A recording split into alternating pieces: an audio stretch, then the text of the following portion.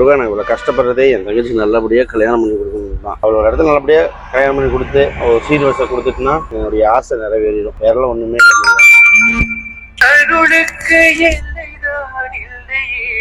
Hello அண்ணா சொல்லுங்கண்ணா. Load எடுத்துட்டுங்களாண்ணா? எங்கே வரணும்? ஆமாம் நரிப்பள்ளம். ஒரு 10 நிமிஷங்கண்ணா வந்துடுறேங்கண்ணா. நான் ஆட்டோ வந்துருச்சுங்கண்ணா. எந்த பொருள் ஏற்றணும்?